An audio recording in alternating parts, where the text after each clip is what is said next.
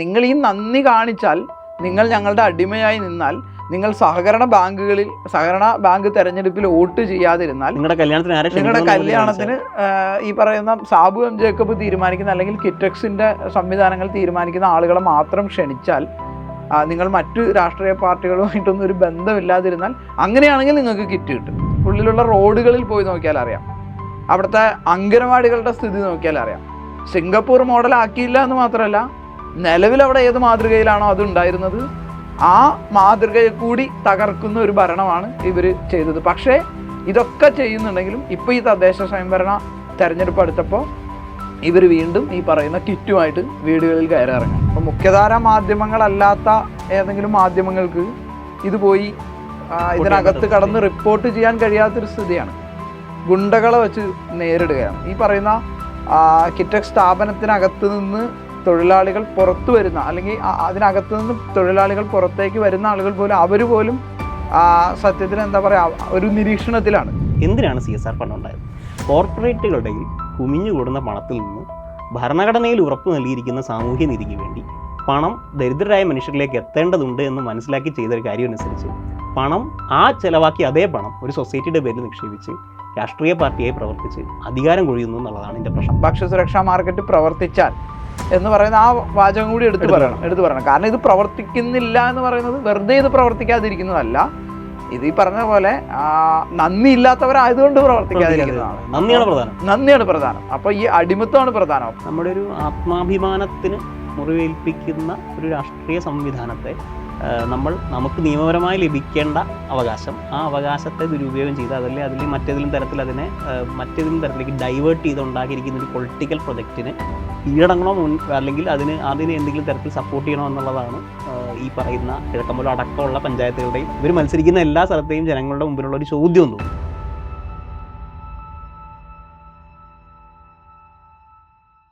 മനസ്സിലായി, നമ്മളിപ്പോൾ ഒരു പുതിയ തദ്ദേശ സ്വയംഭരണ തെരഞ്ഞെടുപ്പിൻ്റെ ഇലക്ഷനുമായി ബന്ധപ്പെട്ടൊരു ഘട്ടത്തിലാണ് ഉള്ളത്.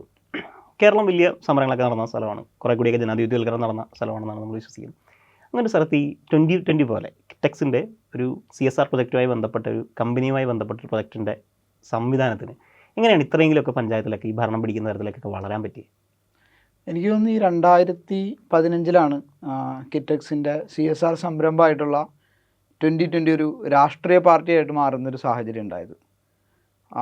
ഇപ്പോൾ ഈ CSR എന്ന് പറയുമ്പോൾ തന്നെ എനിക്ക് തോന്നുന്നു 2020 കേരളത്തിലുണ്ടാക്കിയിട്ടുള്ള, അല്ലെങ്കിൽ അവർക്ക് സ്വാധീനമുള്ള പഞ്ചായത്തുകളിലെ ഒരു വലിയ വിഭാഗം മനുഷ്യർക്കിടയിൽ ഉണ്ടാക്കിയിട്ടുള്ളൊരു വലിയ തെറ്റിദ്ധാരണ എന്താണെന്ന് വെച്ചാൽ, ഈ CSR ഫണ്ട് എന്ന് പറയുന്നത് സാബു എം ജേക്കബിൻ്റെ അല്ലെങ്കിൽ കിറ്റക്സിൻ്റെ ഒരു കാരുണ്യമായി, അതൊരു ഔദാര്യമായി അതിനെ അവതരിപ്പിക്കാൻ കഴിഞ്ഞു എന്നുള്ളതാണ്. ഇപ്പോൾ ഈ സമീപ ദിവസങ്ങളിൽ തന്നെ നമ്മൾ സോഷ്യൽ മീഡിയയിലൊക്കെ പ്രചരിച്ചിട്ടുള്ള ഒരു വീഡിയോയിൽ സാബു എം ജേക്കബ് തന്നെ മുൻപൊരു തെരഞ്ഞെടുപ്പ് കാലത്ത് പറഞ്ഞിട്ടുള്ളതാണ്, നമ്മുടെ കിറ്റ് വാങ്ങിയ ആളുകൾ നന്ദിയില്ലാത്തവരായതുകൊണ്ടാണ് അവർ നമുക്ക് വോട്ട് ചെയ്യാത്തത് എന്ന രീതിയിലൊരു വേദിയിൽ നിന്ന് പ്രസംഗിക്കുകയാണ്.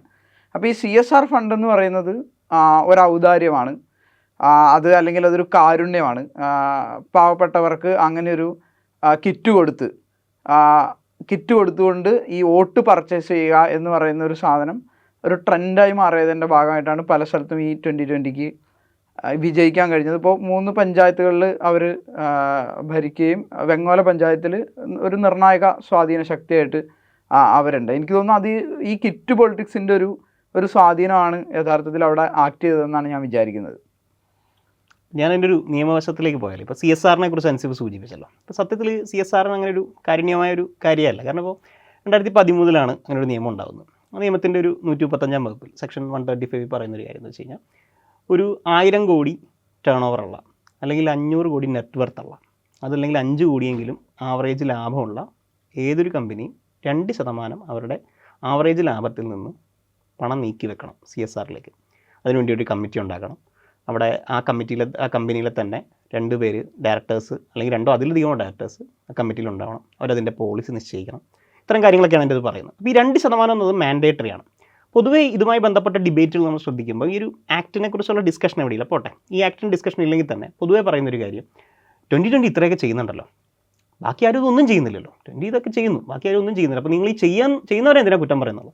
സത്യത്തിൽ നമുക്ക് വെറുതെ ഒന്ന് കണക്ക് പരിശോധിച്ചാൽ 2020 മാത്രമല്ല ചെയ്യുന്നത്. ഒന്നാമത്തെ കാര്യം 2014 15 ശേഷമല്ലാതെ അതിന് മുമ്പ് ഇവർ നടത്തിയ എന്തെങ്കിലും സേവന പ്രവർത്തനത്തിൻ്റെ കണക്ക് നമുക്ക് ലഭ്യമല്ല. ചെയ്തിട്ടുണ്ടോ ഇല്ലയോ നമുക്കറിയില്ല. കണക്ക് നമുക്കറിയില്ല. അത് ഒന്നാമത്തെ ഒരു കാര്യം. ഇനിയിപ്പോൾ കണക്ക് വെച്ച് തന്നെ നമുക്ക് നോക്കിയാൽ ഇപ്പോൾ ഒരു 5 കോടിയിലധികം കഴിഞ്ഞ വട്ടം അവർ ചിലവാക്കിയിട്ടുണ്ട്. നമുക്ക് മറ്റ് കമ്പനികളുടെ വെറുതെ ഒന്ന് കണക്കെടുത്ത് നോക്കിയാൽ കേരളത്തിൽ ഫെഡറൽ ബാങ്ക് 30 കോടിയിലധികം ചിലവാക്കിയിട്ടുണ്ട്. അല്ലെങ്കിൽ മറ്റ് HDFC നാഷണൽ ലെവലിൽ ചിലവാക്കിയിട്ടുണ്ട്. റിലയൻസ് 1500 കോടി ചിലവാക്കിയിട്ടുണ്ട്. അപ്പോൾ ഈ പറയുന്ന കമ്പനികളെല്ലാം പണം ചിലവാക്കിയിട്ടുണ്ട്. ഇവരാരും പ്രചരണം നടത്തിയില്ല, ഇലക്ഷൻ നിന്നില്ല, അത്രേ ഉള്ളൂ. പക്ഷെ ചിലവാക്കിയിട്ടുണ്ട്.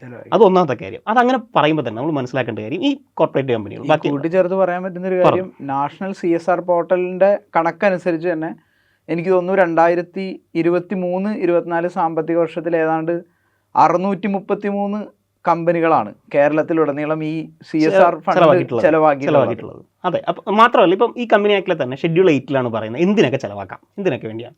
ഒന്ന് ദാരിദ്ര്യ നിർമ്മാർജ്ജനം, അല്ലെങ്കിൽ ഈ പട്ടിണി ഇല്ലാതാക്കാനുള്ള മറ്റു പ്രവർത്തനങ്ങൾ, വിദ്യാഭ്യാസം, എൻവയോൺമെൻറ്റ് സസ്റ്റൈനബിൾ ആക്കുന്ന ആക്ടിവിറ്റീസ്, ഈ പറയുന്ന ആക്ടിവിറ്റീസൊക്കെ ഇതിൻ്റെ അത് ഉൾപ്പെടുന്നുണ്ട്. അപ്പോൾ ഈ കമ്പനികൾ എവിടെ ചിലവാക്കിയെന്ന് ചോദിച്ചാൽ നമ്മൾ ശ്രദ്ധിക്കേണ്ട ഒരു കാര്യമാണ്. അതുപോലെ 2020 അമെൻമെൻറ്റിന് ശേഷം PM-യുമായി ബന്ധപ്പെട്ട, പ്രധാനമന്ത്രിയുമായി ബന്ധപ്പെട്ട ചില ഫണ്ടുകൾ, ഈ ഡിസാസ്റ്ററുമായി ബന്ധപ്പെട്ട ഫണ്ടുകൾ, സംസ്ഥാന സർക്കാരിൻ്റെ ഫണ്ടുകൾ, ഇവിടെ എല്ലാം ഈ പണം ചെലവഴിക്കപ്പെടുകയും ഇതെല്ലാം നമ്മുടെ ജീവിതത്തിൽ നിത്യജീവിതത്തിൽ ഇടപെടുകയും ചെയ്യുന്നുണ്ടെന്ന് മനസ്സിലാക്കാതെയാണ് ഇവരുടെ ഒരു ക്യാമ്പയിൻ ഉണ്ട്, പൊളിറ്റിക്കൽ പാർട്ടി ഉണ്ട് എന്തുകൊണ്ട് മാത്രം ഇതാക്കേണ്ടത്. നമ്മൾ മനസ്സിലാക്കേണ്ടത് എന്തിനാണ് CSR ഫണ്ട് ഉണ്ടായത്. കോർപ്പറേറ്റുകളുടെ കുമിഞ്ഞുകൂടുന്ന പണത്തിൽ നിന്ന് ഭരണഘടനയിൽ ഉറപ്പ് നൽകിയിരിക്കുന്ന സാമൂഹ്യ നീതിക്ക് വേണ്ടി പണം ദരിദ്രരായ മനുഷ്യരിലേക്ക് എത്തേണ്ടതുണ്ട് എന്ന് മനസ്സിലാക്കി ചെയ്തൊരു കാര്യം അനുസരിച്ച് പണം ചിലവാക്കി അതേ പണം ഒരു സൊസൈറ്റിയുടെ പേരിൽ നിക്ഷേപിച്ച് രാഷ്ട്രീയ പാർട്ടിയായി പ്രവർത്തിച്ച് അധികാരം കൊഴിയുന്നു എന്നുള്ളതാണ് എൻ്റെ പ്രശ്നം. എനിക്ക് തോന്നുന്നു, എനിക്ക് പെട്ടെന്ന് ഓർമ്മ വന്നു, ഈ രാവണപ്രഭുവിൽ രതീഷും നമ്മുടെ വിജയരാഘവനും ചെയ്യുന്ന ഒരു കഥാപാത്രം, ഒരു പണം പോയി കഴിഞ്ഞിട്ട് അവർ പറയുന്നൊരു സാധനമുണ്ട്, കയ്യിൽ നിന്ന് പണം കാശ് കളഞ്ഞാൽ വലിയ വിഷമമാകും, കാശ് എങ്ങനെയാണെങ്കിലും കാശ് പോയല്ലോ, ഇനി അത് നമുക്ക് കാശ് പോകുന്നത് ഭയങ്കര വിഷമമാണ് എന്ന് പറയുന്ന പോലെ ഈ 2013 തൊട്ട് കാശ് കൊടുക്കണം, നിവൃത്തിയില്ല. അങ്ങനെ പോയാൽ പറ്റൂലല്ലോ. അതെങ്കിലും തിരിച്ചു പിടിക്കണ്ടേ. ഈ ED-നെ വിട്ടിട്ട് മറ്റേ ഇയാളെ തിരിച്ചു പിടിക്കുക, ജഗതിയുടെ കാശ് തിരിച്ചു പിടിക്കുന്ന പോലെ കാശ് തിരിച്ചു പിടിക്കുകയാണ് മറ്റൊരു തരത്തിൽ ചെയ്തുകൊണ്ടിരിക്കുന്നതെന്ന് എനിക്ക് തോന്നുന്നത്. അല്ല, അത് മാത്രമല്ല, ഇപ്പോൾ ഈ അധികാരത്തിൻ്റെ കാര്യം പറയുമ്പോൾ വളരെ എനിക്ക് തോന്നുന്നു ശ്രദ്ധിക്കേണ്ട ഒരു കാര്യം എന്ന് വെച്ചാൽ, ഇത് ഈ അധികാരം എങ്ങനെയാണ് ഫങ്ഷൻ ചെയ്യുന്നത് എന്നുള്ളൊരു കാര്യമുണ്ട്. അപ്പോൾ എനിക്ക് തോന്നുന്നു അത് ഇപ്പോൾ കേരളത്തിൻ്റെ ഒരു നമ്മൾ പറയുമല്ലോ, കേരളത്തിൻ്റെ ഒരു രാഷ്ട്രീയ സംസ്കാരം എടുത്താൽ, ഒരു പൊളിറ്റിക്കൽ കൾച്ചർ എടുത്താൽ അതിൽ പ്രബലമായി നിൽക്കുന്ന ചില മൂല്യങ്ങളുണ്ടല്ലോ. ഇപ്പോൾ ഉദാഹരണത്തിന് സഹവർത്തിത്വം, സാഹോദര്യം. ഇപ്പോൾ ഈ സമീപകാലത്താണല്ലോ VS നമ്മളെ വിട്ടുപോയത്. ഇപ്പോൾ VS-നെ കാണാൻ അവിടെ പതിനായിരക്കണക്കിന് ആളുകൾ തടിച്ചു കൂടിയിട്ടുണ്ട്. എനിക്ക് തോന്നുന്നു അവർ എല്ലാവരും CPIM ആയിക്കൊള്ളണമെന്നില്ല. CPIM-നോട് ഒരു പക്ഷേ വലിയ വിമർശനങ്ങളുള്ള ആളുകൾ പോലും അതിൻ്റെ ഭാഗമായി അവിടെ വന്നിട്ടുണ്ടാവാം. ഇപ്പോൾ ഉമ്മൻചാണ്ടി അന്തരിച്ച സമയത്ത് ഉമ്മൻചാണ്ടി രോഗാവസ്ഥയിലായിരുന്ന കാലത്ത് പിണറായി വിജയൻ നൽകിയ പിന്തുണയെക്കുറിച്ച് പിന്നീട് ചാണ്ടി ഉമ്മനൊക്കെ പറയുണ്ടായി. അപ്പോൾ ഈ ഒരു സഹവർത്തിത്വം, സാഹോദര്യം എന്ന് പറയുന്നത് കേരളം വലിയ സമരങ്ങളിലൂടെയൊക്കെ സഞ്ചരിച്ച് സാധ്യമാക്കിയ ഒരു മൂല്യമാണ്. ആദ്യം ഇതിനെ തകർക്കുക എന്നുള്ളതാണ് യഥാർത്ഥത്തിൽ ഈ കിഴക്കമ്പലത്ത് 2020 ചെയ്തിട്ടുള്ളത്. ഇപ്പോൾ 2020-യിൽ നിന്ന് 2020-യോട് രാഷ്ട്രീയ വിയോജിപ്പുകൾ ഉന്നയിച്ചുകൊണ്ട് 2020 വിട്ടുവന്ന ആളുകളുടെ ചില സംഭാഷണങ്ങളൊക്കെ നമ്മൾ കേൾക്കുമ്പോൾ അവർ പറയുന്ന പല കാര്യങ്ങളും ഞെട്ടിക്കുന്നതാണ്. നമ്മുടെ ഏതെങ്കിലും മുഖ്യധാര മാധ്യമങ്ങൾ അത് വാർത്തയാക്കാത്തത് കൊണ്ട് അത് പലപ്പോഴും വലിയ രീതിയിൽ ചർച്ചയാവാതെ പോകുന്നതാണ്. ഒരാൾ പറയുന്നൊരു കാര്യം, അദ്ദേഹം 2020-യുടെ ഒരു മെമ്പറായിരുന്നു. വിവാഹത്തിന് വേറൊരു സഹപ്രവർത്തകനായ മറ്റൊരു പാർട്ടിയിൽ പ്രവർത്തിക്കുന്ന ഒരു മെമ്പറെ ക്ഷണിക്കുകയും ആ മെമ്പർ അവിടെ വരുന്നത് ഈ സാബു എം ജേക്കബ് എന്ന് പറയുന്ന ഇവരുടെ മുതലാളി കാണുകയും ചെയ്തതിൻ്റെ പേരിൽ അദ്ദേഹത്തെ മാനസികമായി ടോർച്ചർ ചെയ്യുകയാണ്. ആ മാനസികമായി ടോർച്ചർ ചെയ്തതിൻ്റെ പേരിലാണ് അദ്ദേഹം 2020 വിട്ട് വരുന്നത്. മറ്റൊരാൾ പറയുകയാണ്, അവിടുത്തെ നാട്ടിലെ സഹകരണ ബാങ്കിൽ വോട്ട് ചെയ്യുക എന്ന് പറയുന്നത് എന്താ പറയുക, എല്ലാവരും ചെയ്യുന്നൊരു കാര്യമാണ്. ഒരു നാട്ടിലെ സഹകരണ ബാങ്കിൽ വോട്ട് ചെയ്യാൻ പോയതിൻ്റെ പേരിൽ ഈ പറയുന്ന അയാളുടെ 2020-യുടെ കാർഡ് വെട്ടിക്കളയാണ്. കിഴക്കമ്പലത്ത് തന്നെ ഒരു സ്കൂളുമായി ബന്ധപ്പെട്ട് ഒരു വാർത്ത ഈ സമീപകാലത്ത് കണ്ടത്, അവിടെ കോവിഡ് കാലത്തൊരു സ്കൂളിലേക്ക് കുട്ടികൾക്ക് ഓൺലൈൻ പഠനത്തിന് വേണ്ടി മൊബൈൽ ഫോൺ വേണം. ഈ മൊബൈൽ ഫോണിന് വേണ്ടി ഇവർ കിഴക്കമ്പലം ഭരിക്കുന്ന ഈ 2020-യുടെ പഞ്ചായത്തിനെ സമീപിക്കുകയാണ്. ഈ പഞ്ചായത്തിനെ സമീപിക്കുമ്പോൾ 2020 അനുഭാവികളായിട്ടുള്ള 2020-യിൽ പ്രവർത്തിക്കുന്ന ആളുകളുടെ മക്കൾക്ക് മാത്രം തെരഞ്ഞു പിടിച്ച് മൊബൈൽ ഫോൺ കൊടുക്കുന്നത്. അത് ആ സ്കൂളിലെ തന്നെ അധ്യാപകരുൾപ്പെടെയുള്ള ആളുകളാണ് ഈ ആരോപണം ഉന്നയിക്കുന്നത് എന്ന് ഓർക്കണം. അപ്പോൾ ഈ രീതിയിൽ അധികാരത്തെ ഈ പറയുന്ന, കാരണം ഇത്തരം ഒരു സഹവർത്തിത്വമോ സാഹോദര്യമോ ഒക്കെ നിലനിൽക്കുന്ന ഒരു സ്ഥലത്ത് ഈ കോർപ്പറേറ്റ് രാഷ്ട്രീയത്തിന് വളരാൻ കഴിയില്ല. കോർപ്പറേറ്റ് രാഷ്ട്രീയത്തെ വളർത്തണമെങ്കിൽ ആദ്യം ഇതിനെ തകർക്കണം. അപ്പോൾ അതിനു വേണ്ടിയുള്ള ഒരു വിപുലമായ ശ്രമങ്ങളാണ്. ഈ ഉദാഹരണങ്ങളൊക്കെ യഥാർത്ഥത്തിൽ ചെറുതാണ്. നമ്മൾ 2020 വിട്ടു വന്ന ആളുകളോട് സംസാരിച്ചാൽ ഇതിലും എത്രയോ 100 ഇരട്ടി ഉദാഹരണങ്ങൾ നമുക്ക് കാണാൻ കഴിയും. പക്ഷേ കേരളത്തിലെ ഏതെങ്കിലും മുഖ്യധാര മാധ്യമങ്ങൾ അത് ആ ലെവലിൽ ചർച്ചയാക്കുന്നുണ്ട്. അപ്പോൾ ഞാൻ കൗതുകകരമായി ആലോചിച്ചൊരു കാര്യം, CPIMൻ്റെ ഒരു പഞ്ചായത്ത് മെമ്പർ അദ്ദേഹത്തിൻ്റെ സഹപ്രവർത്തകനായ ഒരു കോൺഗ്രസ് മെമ്പറെ അദ്ദേഹത്തിൻ്റെ അല്ലെങ്കിൽ ആ മക്കളുടെ ആരുടെയെങ്കിലും വിവാഹത്തിന് ക്ഷണിക്കുകയും അവിടെ ആ കോൺഗ്രസ് മെമ്പർ ആ കല്യാണത്തിന് പങ്കെടുത്തു എന്നതിൻ്റെ പേരിൽ CPM അദ്ദേഹത്തെ മാനസികമായി ടോർച്ചർ ചെയ്യുകയും ചെയ്താൽ കേരളത്തിൽ എന്തായിരിക്കും പിന്നെ? എന്തൊരു വേദനയായിരിക്കും. പക്ഷേ അതിനെ ഒരു നിലയിലും ഇത്തരം വിഷയങ്ങളെ അഡ്രസ്സ് ചെയ്യാതിരിക്കുമ്പോഴും ഇത്തരം വിഷയങ്ങളാണ് ഈ അധികാരത്തിൻ്റെ മറവിലൂടെ ഇവർ ചെയ്തുകൊണ്ടിരിക്കുന്നത് എന്ന കാര്യം സത്യത്തിൽ പറയാതിരിക്കാൻ കഴിയില്ല. സത്യത്തിൽ നമ്മുടെ മതങ്ങളൊക്കെ ഈ പറഞ്ഞ പോലെ CPMനെ കോൺഗ്രസിനെ മാറ്റി അതിൽ എത്രയോ പഴക്കം ചെന്ന മതങ്ങളാണല്ലോ. പ്രായം കൊണ്ട് പഴക്കം ചെന്ന മതങ്ങളൊന്നും ഇങ്ങനെ ഒരു പ്രാക്ടീസ് ചെയ്യാറില്ല. ഇനി ഇവൻ ഒരു പ്രണയ വിവാഹം ഉണ്ടായാൽ പോലും അവർ ചെയ്യുന്നതിനൊരു ലിമിറ്റുകളൊക്കെ ഉണ്ട്, അതുമായി ബന്ധപ്പെട്ടുണ്ടാകുന്ന പ്രശ്നങ്ങൾ പോലും. പക്ഷേ അതിലൊക്കെ എത്രയോ കടന്നാണ് ഇവർ ചെയ്യുന്നതെന്നുള്ളത്. പക്ഷേ ഇത്രയും ഒരു പ്രശ്നം ഉണ്ടാകുമ്പോൾ അതിനോടൊരു ക്രിറ്റിസിസം എന്തുകൊണ്ടുണ്ടാകുന്നില്ല? ആളുകൾ ഈ വിലക്ക് പോലുള്ള സംവിധാനത്തെ പേടിച്ചിട്ടാണ്. എന്തുകൊണ്ടാണ് അതിൽ നിന്ന് തന്നെ ഒരു വിമർശനവും ഒരു മുന്നേറ്റവും ജനകീയമായ കുറെ കൂടി മുന്നേറ്റം ഉണ്ടാവാത്തതെന്നാണ് തോന്നുന്നത്. സത്യത്തിൽ എനിക്ക് തോന്നുന്നൊരു ഈ വാഗ്ദാനങ്ങളുണ്ടല്ലോ ഇവർ കൊടുക്കുന്നത്, ഇപ്പം അതും ഈ പറഞ്ഞ പോലെ പരിശോധിച്ചാൽ അത് എത്രമാത്രം കപടമാണ് അല്ലെങ്കിൽ എത്രമാത്രം വ്യാജമാണ്. ഇപ്പം ഇവർ 2020 ഉയർത്തി കാണിക്കുന്ന ഏറ്റവും പ്രധാനപ്പെട്ട ഒരു കാര്യം എന്താ? ഭക്ഷ്യസുരക്ഷാ മാർക്കറ്റാണ്. ഇപ്പം അത് കിഴക്കമ്പലത്താണ് ഉണ്ടായിരുന്നത്. പക്ഷേ മറ്റ് ഇവർ ഞങ്ങളെ ഏറ്റെടുത്ത പഞ്ചായത്തുകൾ എന്നാണ് ഇവർ പറയുക. ഞങ്ങൾ തെരഞ്ഞെടുപ്പിൽ വിജയിച്ചതെന്നല്ല, ഞങ്ങളെ ഏറ്റെടുക്കുന്ന എല്ലാ പഞ്ചായത്തുകളിലും ഈ ഭക്ഷ്യസുരക്ഷാ മാർക്കറ്റുകൾ ആരംഭിക്കും. ഇപ്പോഴും സാബു M ജേക്കബിൻ്റെ വീഡിയോ പബ്ലിക് പ്ലാറ്റ്ഫോമുകളിൽ അവൈലബിൾ ആണ്. ഞങ്ങൾ ഭക്ഷ്യസുരക്ഷാ മാർക്കറ്റുകൾ എല്ലായിടത്തും ഞങ്ങൾ ഏറ്റെടുക്കുന്ന എല്ലാ പഞ്ചായത്തുകളിലും കൊണ്ടുവരാൻ പോകുന്നു. അതുവഴി ഞങ്ങൾ ഈ പഞ്ചായത്തുകളിലെല്ലാം ദാരിദ്ര്യം അവസാനിപ്പിക്കാൻ പോകുന്നു എന്നാണ് പറഞ്ഞുകൊണ്ടിരുന്നത്. ഇപ്പോൾ ഏതെങ്കിലും പഞ്ചായത്തിൽ ഈ ഭക്ഷ്യസുരക്ഷാ മാർക്കറ്റ് തുറന്നതായി നമുക്കറിയില്ല. ആകെ ഉണ്ടായിരുന്നത് കിഴക്കമ്പലത്താണ്. അതാണെങ്കിൽ ഇപ്പോൾ പൂട്ടുകയും ചെയ്തു, പ്രവർത്തിക്കുന്നില്ല നിലവിൽ. അപ്പോൾ ഇത് എന്തുകൊണ്ടാണ് പ്രവർത്തിക്കാത്തത്? യഥാർത്ഥത്തിൽ ഏറ്റവും വലിയൊരു പ്രൊപ്പഗാൻഡ വർക്ക് ചെയ്യുന്നത് അവിടെയാണെന്ന് എനിക്ക് തോന്നുന്നത്. കാരണം ഇത് ലോകസഭാ തെരഞ്ഞെടുപ്പിന് ശേഷമാണിത്, ലോകസഭാ തെരഞ്ഞെടുപ്പിൻ്റെ സമയത്താണിത് താൽക്കാലികമായി അടച്ചുപൂട്ടുന്നത്. ഇത് അടച്ചുപൂട്ടുന്നതെന്ന് പറഞ്ഞു കഴിഞ്ഞാൽ ഇത് CPIM സർക്കാരോ ചെയ്തതല്ല. ഇതിനകത്ത് തെരഞ്ഞെടുപ്പ് കമ്മീഷൻ തെരഞ്ഞെടുപ്പ് ചട്ടവുമായി ബന്ധപ്പെട്ടുകൊണ്ടാണ് ഈ പറയുന്ന ഭക്ഷ്യസുരക്ഷാ മാർക്കറ്റ് താൽക്കാലികമായി അടച്ചുപൂട്ടിയത്. അതാവട്ടെ തെരഞ്ഞെടുപ്പിന് ശേഷം തുറന്നു പ്രവർത്തിക്കാമെന്ന വ്യവസ്ഥയിലാണ്. പക്ഷേ ഇതുവരെ ഇപ്പോൾ ലോക്സഭാ തെരഞ്ഞെടുപ്പ് കഴിഞ്ഞതിന് ശേഷം ഇത്ര കാലമായിട്ട് ഇതുവരെ തുറന്നു പ്രവർത്തിച്ചിട്ടില്ല. അപ്പോൾ ഇത് തുറന്നു പ്രവർത്തിക്കാത്തതിൻ്റെ ഒരു കാരണമായി, തുറന്നു പ്രവർത്തിക്കാത്തത് എന്തുകൊണ്ടാണെന്ന് ഇവർ പറയുന്നില്ല. പകരം ഇവർ പറയുന്നത് പിണറായിയും CPIM ചേർന്ന് പാവങ്ങളുടെ കഞ്ഞിയൂടി മുട്ടിച്ചു എന്നാണ് പറയുന്നത്. പക്ഷേ ഇവർക്ക് തുറന്നു പ്രവർത്തിക്കണമെങ്കിൽ അത് തുറന്നു പ്രവർത്തിക്കാം. മറ്റൊരു ഇവർ ജയിച്ച ഒരു പഞ്ചായത്തിലും ഈ ഭക്ഷ്യസുരക്ഷാ മാർക്കറ്റ് ആരംഭിച്ചിട്ടുമില്ല.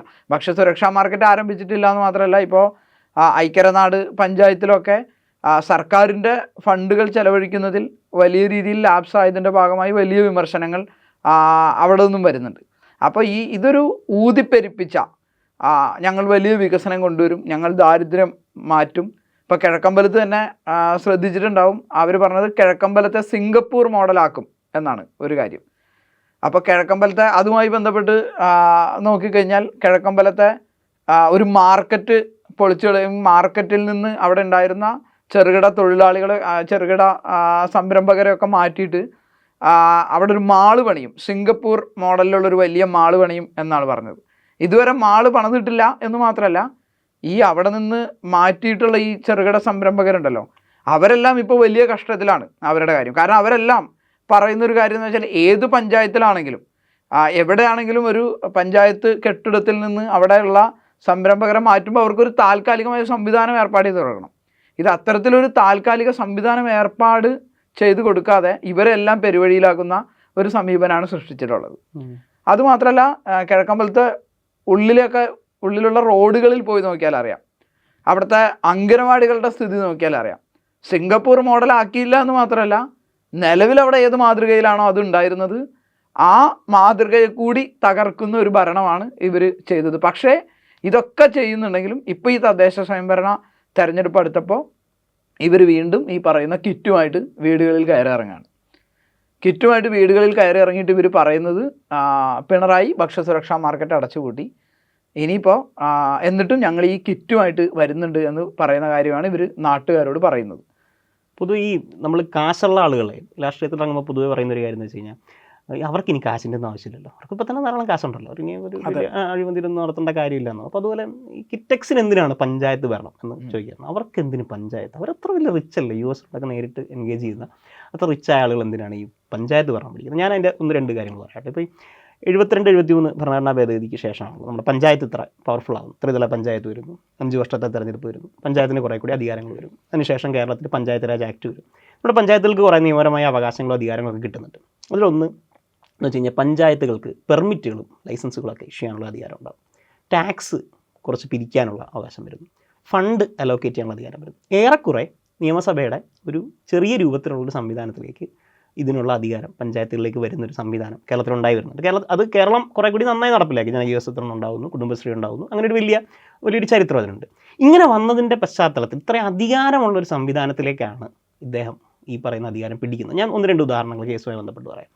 2014 ഒരു തൊഴിലാളി കിറ്റക്സിൻ്റെ ഫാക്ടറിയിൽ മരിക്കുന്നുണ്ട്. അജീഷ് ബാബു എന്നാണ് പേര്. അപ്പോൾ അജീഷ് ബാബു മരിക്കാനൊരു കാരണം ആ ഫാക്ടറിയിൽ വേണ്ട സുരക്ഷകൾ ഉണ്ടായിരുന്നില്ല എന്നുള്ളത്. ഈ പറയുന്ന മുതലാളിയായ കിറ്റക്സിൻ്റെ സാബു M. ജേക്കബിനെതിരെ കേസെടുക്കും. അദ്ദേഹം ആ കേസ് തനിക്കെതിരെയുള്ള കേസ് റദ്ദാക്കണമെന്ന് പറഞ്ഞ് ഹൈക്കോടതിയെ സമീപിച്ചു. അപ്പോൾ ഹൈക്കോടതി കേസൊക്കെ പരിശോധിച്ചിട്ട് മനസ്സിലാക്കിയ കാര്യം മൂപ്പർക്ക് ആ സമയത്ത് ഇൻചാർജ്, അപ്പോൾ അദ്ദേഹത്തിനെതിരെ കേസ് വരികയാണ്. അപ്പോൾ പുതിയൊരു ഇൻചാർജിനെ കൊടുക്കുകയാണ് കമ്പനി. ഇനി ഇയാളാണ് അതിൻ്റെ ചാർജ്. അപ്പോൾ കോടതി ചോദിച്ചാൽ അപകടം നടന്നപ്പോൾ ആരായിരുന്നു? അപകടം നടന്നപ്പോൾ ഞാനായിരുന്നു. അപകടം കഴിഞ്ഞല്ലോ, ഇനിയിപ്പോൾ വേണം ഒരാളെ തരാം. ഇതാണ് അദ്ദേഹത്തിൻ്റെ കമ്മിറ്റ്മെൻറ്റ്. ഹൈക്കോടതി ആ കേസ് കോഷ് ചെയ്തില്ല. കേസ് നടക്കട്ടെ, വിചാരണ ട്രയൽ കോടതി പറഞ്ഞോളാം പറഞ്ഞു. സുപ്രീം കോടതിയിൽ അപ്പീൽ കൊടുത്തു. സുപ്രീം കോടതിയിലും കേസ് കോഷ് ചെയ്തില്ല. ഞാൻ പറഞ്ഞു ഇതാണ് കമ്മിറ്റ്മെൻറ്റ്. ഈ പറയുന്ന വർത്താനത്തിൻ്റെ കമ്മിറ്റ്മെൻറ്റ് നമുക്ക് മുമ്പിലുള്ള കോടതി വിധിയുടെ മുമ്പിലുള്ള തരത്തിൽ നമ്മുടെ മുമ്പിലുള്ള തെളിവ് അതാണ്. പോട്ടെ, 21-22 സമയത്ത് ഈ പറയുന്ന ലേബർ ഡിപ്പാർട്ട്മെൻറ്റ് അവിടെ പരിശോധനയ്ക്ക് ചെല്ലുന്നു. അവിടെ ചെല്ലുമ്പോൾ നമ്മൾ മനസ്സിലാക്കുന്ന ഒരു കാര്യം എന്ന് വെച്ച് കഴിഞ്ഞാൽ ഈ പറഞ്ഞ Kerala shops and establishment act എന്ന് പറഞ്ഞ് കേരളത്തിൽ 50s തന്നെ ഒരു വളരെ സമഗ്രമായ നിയമം ഉണ്ടാകുന്നുണ്ട്. മിനിമം വേജസ് ഒക്കെ ഉൾപ്പെടുന്നൊരു സമഗ്രമായ നിയമം. ഈ നിയമത്തിൻ്റെ ഒരു വ്യവസ്ഥ അവിടെ പാലിക്കുന്നില്ല.